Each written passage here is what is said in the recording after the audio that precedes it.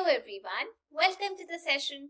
आज की क्लास में हम पढ़ने जा रहे हैं पंजाब स्कूल एजुकेशन बोर्ड की 6th क्लास की हिंदी की किताब पहली भाषा फर्स्ट लैंग्वेज और उसमें उसका 16वां पार्ट मदर टेरेसा के ऊपर। आज हम इस पार्ट को डिटेल में पढ़ेंगे और फिर इसको समझेंगे, कठिन शब्दों को भी जानेंगे। तो चलिए शुरू करते हैं। गरीबों की मसीहा, भूखे बेघर व बेसहारों की सहारा, अनाथों की नाथ, दीन दुखियों के लिए करुणा का भंडार थी मदर टेरेसा। अब यहाँ पर मदर टेरेसा का वर्णन किया गया है। इसमें कुछ कठिन शब्द है। बेसहारों मतलब जिसका कोई सहारा नहीं होता, उन सब के लिए करुणा मतलब एक दया का भंडार थी मदर टेरेसा, जो असहाय लोग होते सबकी मदद करती थी। आगे बताया गया है, बेबस, लाचार, असहाय, बेसहारा, उपेक्षित तथा पीड़ित लोगों के लिए उनके मन में ऐसा निस्वार्थ सेवा भाव था कि एक दिन मदर टेरेसा को एक पेड़ के नीचे एक बीमार स्त्री मिली। अब यहाँ पर जो कठिन शब्द है वो है निस्वार्थ। निस्वार्थ मतलब बिना किसी मतलब के उनको एक सेवा की भावना थी। उनको ये नहीं था कि मुझे बदले में कुछ मिलेगा, लेकिन वो बिल्कुल निस्वार्थ भावना रखती थी। अब हुआ क्या, जब महिला मिली उसकी स्थिति हालत बहुत ही कष्टदायक यानी कष्ट वाली थी और दयनीय थी। उसका शरीर फोड़े फुंसियों से भरा हुआ था। शरीर पर मक्खियां भिन भिन आ रही थी और चींटियां रेंग रही थी। उसकी दशा हालत देखकर मदर टेरेसा का हृदय पिघल गया। वे उसे उठाकर अस्पताल ले गई। उसकी हालत देखकर आपातकालीन वार्ड के अधिकारियों ने उसे भर्ती करने से मना कर दिया, किंतु मदर की हठ धर्मिता देखकर उन्हें महिला को भर्ती करना ही पड़ा। यहाँ पर जो कठिन शब्द है वो ये है हठ धर्मिता। मतलब मदर टेरेसा ये जिद पर अड़ गई थी कि आपको ये एक पेशेंट है, इसको एडमिट करना ही पड़ेगा और इसका इलाज करना ही पड़ेगा। लेकिन उसकी हालत देखकर जो अस्पताल के लोग थे उन्होंने भी मना कर दिया था कि नहीं, हम इसका इलाज नहीं करेंगे क्योंकि इसकी इतनी खराब हालत थी।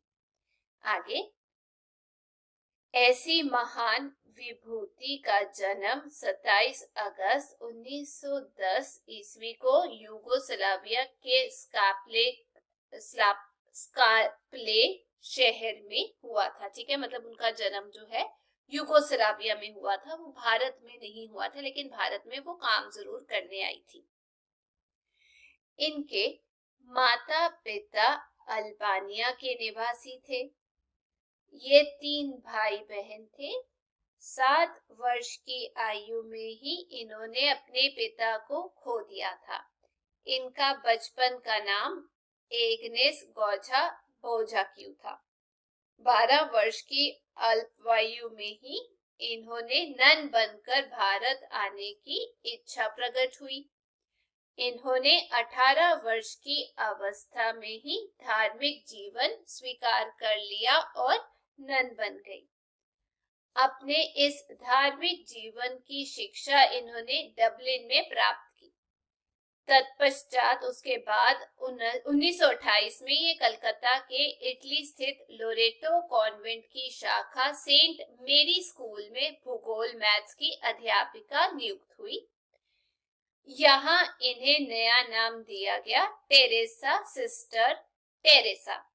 बाद में इन्होंने विद्यालय की प्रधानाध्यापिका मतलब जो हेड होते हैं उनके पद पर भी इन्होंने काम किया। मतलब इंचार्ज बन गई थी। मतलब इन्होंने इतना अपना नाम बड़ा किया कि उस पद पर भी इन्होंने कार्य किया था। ठीक है, मतलब ये कोलकाता आई थी। उनका नाम क्या पड़ गया था? Sister Teresa. आगे बताया गया है, सेंट मेरी स्कूल की दीवार के बाहर मोती झील की बस्ती थी। इसी बस्ती में मदर टेरेसा ने सबसे पहले दरिद्रता, गरीबी से साक्षात्कार किया, मतलब आमने सामने हुई।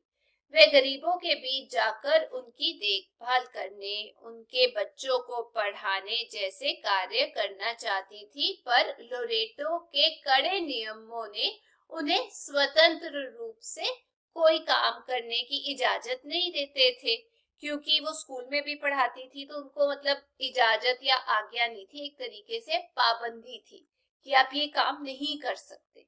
ठीक है, उसके बाद आगे बढ़ते हैं। इसी बीच मदर टेरेसा को 10 सितंबर 1946 को रेलगाड़ी से दार्जिलिंग जाते समय आभास हुआ, एहसास हुआ कि जैसे ईसा मसीह आदेश दे रहे हो कि अपना जीवन दीन दुखियों की सेवन में अर्पित कर दो या अर्पण कर दो, त्याग दो।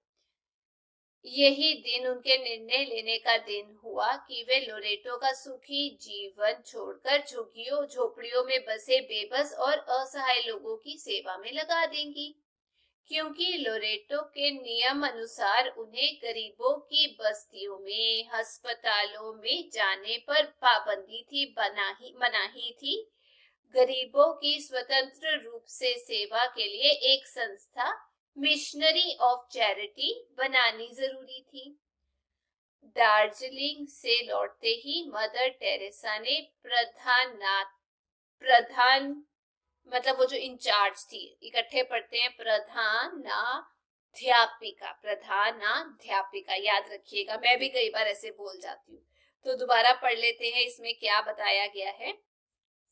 इसमें बताया गया है, दार्जिलिंग से लौटते ही मदर टेरेसा ने प्रधानाध्यापिका के पद से त्याग पत्र, इस्तीफा देने का प्रार्थना पत्र रोम भेजा और प्रार्थना पत्र जो था स्वीकृत हो गया, मंजूर हो गया। उन्होंने 17 अगस्त 1948 को लोरेटो के सक्रिय जीवन को अंतिम नमस्कार कह दिया और भारतीय नारी की पोशाक, नीली 2 पट्टियों के बॉर्डर वाली सफेद साड़ी को अपने मिशन की पोशाक के रूप में ग्रहण कर लिया।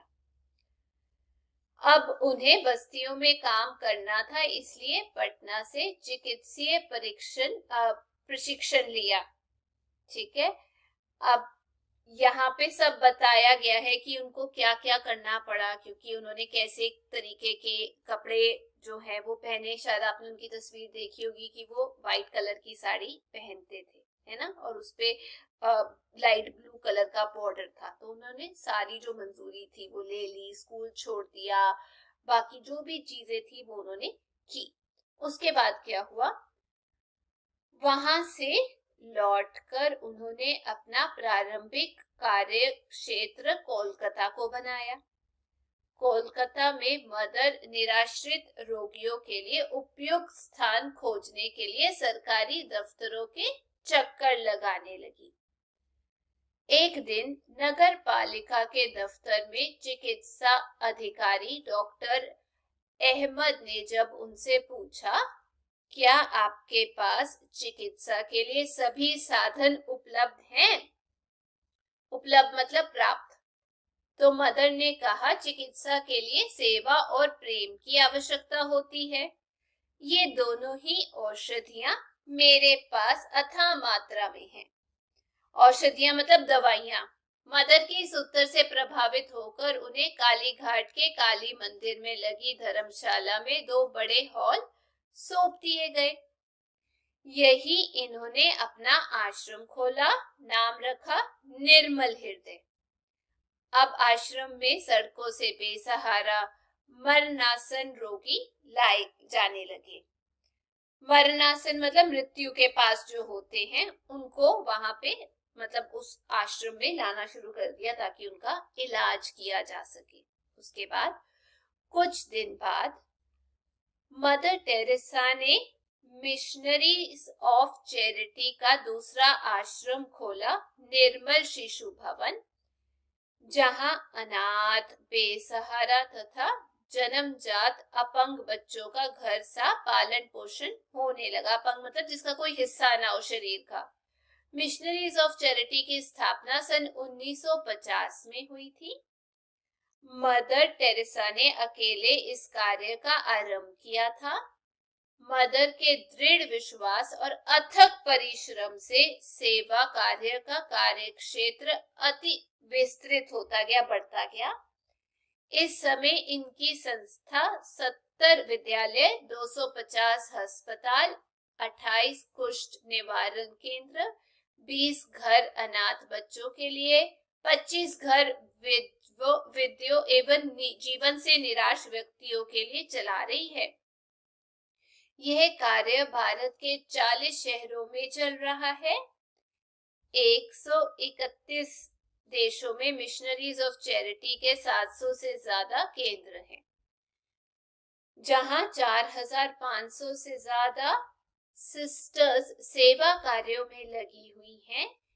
इन विभिन्न देशों की सिस्टर्स ने रंगभेद और धर्मों की सीमा को तोड़कर मानव सेवा का एक ही धर्म अपना लिया है। मदर टेरेसा 1962 में भारत सरकार द्वारा पद्मश्री सम्मान से, 1989 में शांति के लिए नोबेल पुरस्कार के साथ तथा 1980 में भारत की सर्वोच्च उपाधि भारत रत्न से विभूषित हुई, सम्मानित किया गया। 5 सितंबर 1997 को गरीबों का मसीहा मदर टेरेसा ने प्राण त्याग दिए।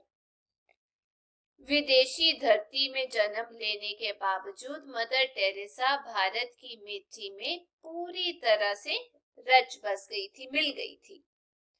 मदर ने अपने जीवन के 68 साल भारत विशेषकर बंगाल में बिताए और अपने सेवा कार्य से विश्व में भारत का गौरव बढ़ाया, मतलब नाम बढ़ाया। 19 अक्टूबर 2003 को वेटिकन नगर में हुए एक समारोह में पोप जॉन पॉल ने इन्हें संत भी घोषित किया है। तो ये था पाठ जिसमें हमने पढ़ा मदर टेरेसा के बारे में। यदि आपको ये समझ आ गया है तो आप प्लीज वीडियो को लाइक, शेयर, कमेंट जरूर कीजिएगा। हम फिर मिलेंगे। Till then take care, bye bye.